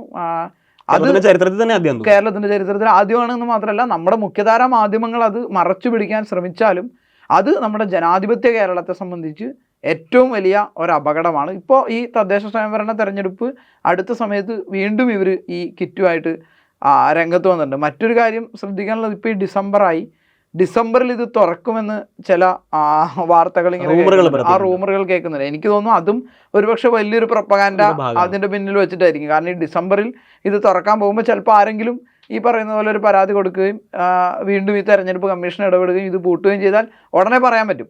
കാരണം ഇത് ലോക്സഭാ തെരഞ്ഞെടുപ്പ് സമയത്ത് ഇത് താൽക്കാലികമായി പൂട്ടിയപ്പോൾ അവിടെ വന്ന ഫ്ലക്സ് ബോർഡുകളിൽ പലതിലും വ്യാപകമായി ഉണ്ടായിരുന്നത് പിണറായി ഇത് പൂട്ടിച്ചു എന്നാണ്. അപ്പോൾ ഈ വസ്തുത പരിശോധിക്കാൻ യഥാർത്ഥത്തിൽ ആളുകൾ തയ്യാറാവുന്നില്ല. ഈ ഞാൻ പറയുന്നത് തെറ്റിദ്ധരിക്കപ്പെട്ട് അല്ലെങ്കിൽ നിഷ്കളങ്കമായിട്ടൊക്കെ ഇതിൻ്റെ പിന്നാലെ പോകുന്ന ആളുകൾ യഥാർത്ഥത്തിൽ ചെയ്യേണ്ടത് ഈ വസ്തുതകൾ പരിശോധിക്കാൻ തയ്യാറാവലാണ്. ഇപ്പോൾ നമ്മൾ ആദ്യം മുതൽ സൂചിപ്പിച്ച എന്താണ് ഈ CSR ഫണ്ട്, ഇതെങ്ങനെയാണ് ഓപ്പറേറ്റ് ചെയ്യേണ്ടത്, ഇതിലൂടെ എങ്ങനെയാണ് മനുഷ്യരെ അടിമകളാക്കി മാറ്റി തീർക്കുന്നത് എന്നൊക്കെയുള്ള അതിൻ്റെ ഒരു പൊളിറ്റിക്സ് ചർച്ച ചെയ്യാൻ സത്യത്തിൽ നമ്മൾ പറഞ്ഞ പോലെ ഒരു പൊളിറ്റിസൈസ് ചെയ്തുകൊണ്ട് തയ്യാറാവുക എന്നതാണ് ഇതിനകത്ത് പ്രധാനം എന്ന് ഞാൻ വിചാരിക്കുന്നു. അതിനകത്ത് മുഖ്യധാരാ മാധ്യമങ്ങൾക്കും ഒരർത്ഥത്തിൽ റോളുണ്ട്. പക്ഷെ അവരുടെ ഒരു അന്ധമായൊരു ഇടതുപക്ഷ വിരുദ്ധത അത് തന്നെ എടുത്തെടുത്ത് പറയണം, ഒരു ഇടതുപക്ഷ വിരുദ്ധത. കാരണം ഇത് വ്യവസായ സൗഹൃദ സംസ്ഥാനമല്ല എന്നൊക്കെ, ഇത് വ്യവസായ സൗഹൃദ സംസ്ഥാനമാണ് എന്ന് തെളിയിക്കാൻ നമ്മുടെ കയ്യിൽ എത്രയോ ഉദാഹരണങ്ങൾ ഉണ്ടായിരിക്കുമ്പോൾ സാബു കേരളം വിട്ടുപോകുമെന്ന സാബുവിൻ്റെ ഭീഷണി ഒരു ലൈം ലൈറ്റിൽ കാണിച്ചാൽ ഇത് വ്യവസായ സൗഹൃദ സംസ്ഥാനമല്ല, ഇടതുപക്ഷം കേരളത്തെ തകർക്കുന്നു എന്ന പ്രൊപ്പഗാൻഡ നറേറ്റീവ് ഉണ്ടാക്കാൻ കഴിയും എന്ന ഒരു ആയുധത്തെ ഉപയോഗിക്കുന്നതുകൊണ്ടാണ് ഈ മുഖ്യധാര മാധ്യമങ്ങൾ ഇത് പറുദീസയാണ് എന്ന് പറയുന്നത്. അല്ലാതെ കിഴക്കമ്പലത്തോടെ സഞ്ചരിച്ചാൽ, കിഴക്കമ്പലത്തെ സാധാരണ മനുഷ്യരോട് സംസാരിച്ചാൽ, അവരുടെ അടിസ്ഥാന പ്രശ്നങ്ങൾ എന്താണെന്ന് കണ്ടെത്താൻ ശ്രമിച്ചാൽ ഇത് പറുദീസയല്ല, ഒന്നുമല്ല. ഇത് മുൻപുണ്ടായിരുന്ന മാതൃകകൾ കൂടി തകർത്ത ഒരു സംവിധാനമാണ് എന്നുള്ളത്. അത് കിഴക്കമ്പലം മാത്രമല്ല, ഐക്യനാടാവട്ടെ, മറ്റേത് പഞ്ചായത്തുകൾ, ഇവർ ഭരിക്കുന്ന പഞ്ചായത്തുകളാവട്ടെ എടുത്തു നോക്കിക്കഴിഞ്ഞാൽ ഗുരുതരമായ പ്രശ്നങ്ങൾ. ഇപ്പോൾ ഏതോ ഒരു പഞ്ചായത്തിൽ നിന്ന്, ഇവർ ഭരിക്കുന്ന പഞ്ചായത്തിൽ നിന്ന് സർക്കാരിൻ്റെ ഫണ്ട് സ്വീകരിക്കുന്നതുമായി ബന്ധപ്പെട്ട വിഷയങ്ങളുടെ പേരിൽ കുറേ 2020 പ്രവർത്തകർ തന്നെ മാറിപ്പോയിട്ടുണ്ട്. അപ്പോൾ ഇവർ ഭരിക്കുന്ന പഞ്ചായത്തുകൾ ഈ കിഴക്കമ്പലം ഉൾപ്പെടെ ഉള്ളത് എടുത്തു നോക്കിക്കഴിഞ്ഞാൽ ഇതൊരു പറുദീസയല്ല എന്നുള്ളത് വസ്തുതാപരമായ ഡാറ്റ വെച്ച് പരിശോധിച്ചാൽ മനസ്സിലാവും. അത് ആളുകളെ കൂടുതൽ ബോധ്യപ്പെടുത്തുക, പൊളിറ്റിസൈസ് ചെയ്യുക എന്നതാണ് നമ്മൾ ചെയ്യേണ്ട ഒരു കാര്യമെന്ന് ഞാൻ വിചാരിക്കുന്നു. നമ്മുടെ ഒരു നമുക്കൊന്ന് കൺക്ലൂഡ് ചെയ്താൽ, നമ്മുടെ ഒരു ആത്മാഭിമാനത്തിന് മുറിവേൽപ്പിക്കുന്ന ഒരു രാഷ്ട്രീയ സംവിധാനത്തെ നമുക്ക് നിയമപരമായി ലഭിക്കേണ്ട അവകാശം, ആ അവകാശത്തെ ദുരുപയോഗം ചെയ്ത് അതിൽ മറ്റേതെങ്കിലും തരത്തിലേക്ക് ഡൈവേർട്ട് ചെയ്ത് ഉണ്ടാക്കിയിരിക്കുന്ന ഒരു പൊളിറ്റിക്കൽ പ്രൊജക്റ്റിന് കീഴടങ്ങണോ അല്ലെങ്കിൽ അതിന് എന്തെങ്കിലും തരത്തിൽ സപ്പോർട്ട് ചെയ്യണോ എന്നുള്ളതാണ് ഈ പറയുന്ന കിഴക്കമ്പലം അടക്കമുള്ള പഞ്ചായത്തുകളുടെയും ഇവർ മത്സരിക്കുന്ന എല്ലാ സ്ഥലത്തെയും ജനങ്ങളുടെ മുമ്പിലുള്ള ഒരു ചോദ്യം തോന്നുന്നു. അതിനെ അവരെങ്ങനെ ആൻസർ ചെയ്യുന്നു, അതിനെന്തവർ ചൂസ് ചെയ്യുന്നു എന്നത് കൂടി അനുസരിച്ച് ആണ് നമ്മുടെ കാര്യങ്ങൾ തീരുമാനിക്കുന്നത്. അത് ഓഫ് കോഴ്സ് ഒരു ലോങ് ടേമിൽ മലയാളി തിരിച്ചറിയുക തന്നെ ചെയ്യും, മലയാളി അതിനെ നേരിടുക തന്നെ ചെയ്യുന്നുള്ള ശുഭാപ്തി വിശ്വാസത്തോടെ അവസാനിപ്പിക്കാൻ തോന്നുന്നു.